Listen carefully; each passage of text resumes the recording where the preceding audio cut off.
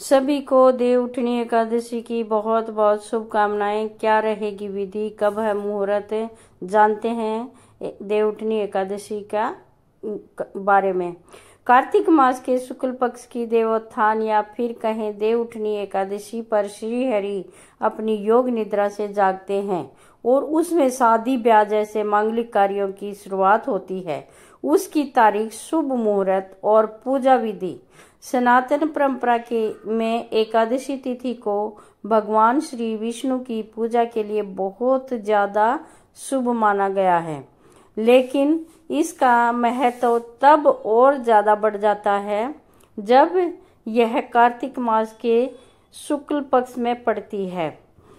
एकादशी से ही हमारे शादी विवाह शुरू होते हैं और देवउठनी या फिर देवोत्थान एकादशी के नाम से जानी जाती है। हिंदू धर्म में देवउठनी को इसलिए बहुत ज्यादा शुभ माना गया है क्योंकि इसी दिन भगवान श्री विष्णु 4 महीने बाद अपनी योग निद्रा से जागते हैं और उसी के बाद शुभ कार्यों की शुरुआत होती है। आइए देवोत्थान एकादशी तिथि की पूजा विधि, शुभ मुहूर्त, धार्मिक महत्व और जरूरी नियम के बारे में विस्तार से जानें। इसकी में वो देवउठनी एकादशी की कैसे देव को उठाते हैं वो कविता भी मैं ले आऊंगी, वीडियो आप देख लेना।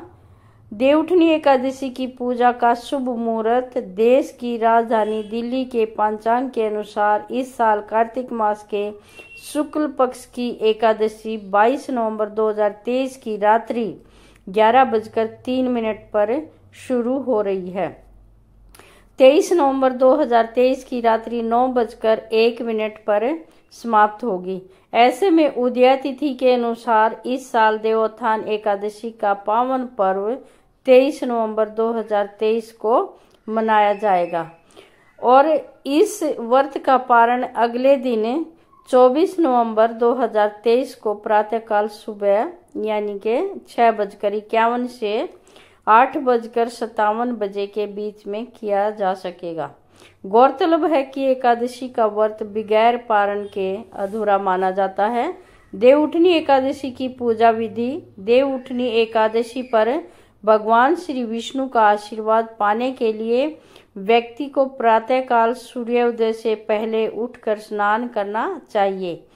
फिर उसके बाद उगते हुए सूर्य को अर्घ्य देना चाहिए। इसके बाद भगवान श्री विष्णु के व्रत एवं पूजन का संकल्प करना चाहिए और अपने घर के ईशान कोण में, ईशान कोण होता है उत्तरी पूर्वी कोना, ईशान कोण में उनकी विधि विधान से फल फूल, धूप, दीप, चंदन भोग आदि अर्पित करके पूजा करनी चाहिए।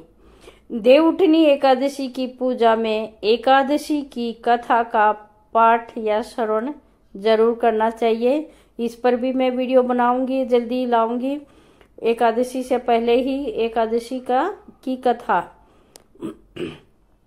अंत में श्री हरि और माता लक्ष्मी की आरती करने चाहिए तथा अधिक से अधिक लोगों को इस व्रत एवं पूजा का प्रसाद बांटना चाहिए। हिंदू मान्यता के अनुसार एकादशी का व्रत बगैर पारण के अधूरा माना गया है, इसलिए व्रत के अगले दिन शुभ समय में पारण जरूर करें। देवउठनी पूजा का अचूक उपाय। देवउठनी वाले दिन हमें कुछ जो उपाय दिए जा रहे हैं, नीचे बताए जा रहे हैं, तो हमें कर लेने चाहिए। देवउठनी एकादशी वाले दिन व्यक्ति को भगवान श्री विष्णु के सामने घी का दीपक जलाना चाहिए और उसके बाद पूरे घर, आंगन, छत और मुख्य द्वार पर दिया जरूर रखना चाहिए। हिंदू मान्यता है कि देवोत्थान एकादशी के दिन घर में देशी घी का दिया जलाने से घर में हमेशा सुख, शांति और सौभाग्य बना रहता है। देवउठनी एकादशी पर गलती से भी न करें ये काम, झेलना पड़ेगा यमराज का प्रकोप। कुछ ऐसी चीज़ें हैं जो हमें पता नहीं होता और गलती से हो जाती हैं, तो हमें ध्यान रखना है एकादशी वाले दिन, जैसे देवउठनी एकादशी पर भगवान विष्णु पुण्य सृष्टि का भार संभालते हैं। शास्त्रों के अनुसार इस दिन तुलसी के पत्ते तोड़ना निषेध है, नहीं तोड़ने चाहिए। तुलसी श्री हरि विष्णु को अधिक प्रिय है। इस दिन देवी तुलसी और भगवान विष्णु के शालिग्राम रूप का विवाह हुआ था।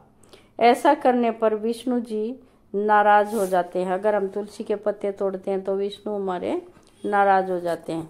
नंबर 2 है देवउठनी एकादशी पर भगवान विष्णु को निद्रा से जगाया जाता है। उसके बाद से मांगलिक कार्य शुरू हो जाते हैं। इसलिए इस दिन दोपहर में सोना वर्जित है। शास्त्रों के अनुसार दिन का समय विष्णु की भक्ति में लगाएं, इससे माँ लक्ष्मी प्रसन्न होगी। नंबर 3 है देवोत्थान एकादशी पर तामसिक भोजन ग्रहण करने की गलती न करें। तामसिक होता है मांस, मछली, अंडा, प्याज, लहसुन, ये भोजन ग्रहण न करें। प्याज लहसुन का छोंक भी ना लगाएं, इससे माता लक्ष्मी रुष्ट हो जाती है और व्यक्ति कंगाली की कगार पर आ जाता है। लहसुन, प्याज, मदिरा का सेवन नहीं करना चाहिए। एकादशी का व्रत मोक्ष दिलाता है, लेकिन इन नियमों का पालन न करें तो यमराज की यातनाएं झेलनी पड़ती हैं। नंबर 4 है शास्त्रों में देवउठनी एकादशी के दिन चावल या उससे बनी चीजों के सेवन करने की मनाही है। चावल तो वैसे एकादशी को, किसी भी एकादशी को नहीं बनाने चाहिए। इस दिन चावल खाने वाला व्यक्ति अगले जन्म में रेंगने वाले जीव की योनि में जन्म लेता है। नंबर 5 है व्रत का फल तभी मिलता है जहां मन इष्ट देव की भक्ति में लगा हो। अब कुछ लोग व्रत कर लेते हैं और चुगलियां करते रहते हैं, तो अपना ध्यान, अपना व्रत रखा है तो अपने भक्ति में लगाए रखें। इसलिए देवउठनी एकादशी पर विवाद की स्थिति, लड़ाई झगड़ा भी नहीं करना चाहिए, किसी का अनादर नहीं करना चाहिए और किसी को अपशब्द न बोले। ये थी विधि, नियम और शुभ मुहूर्त।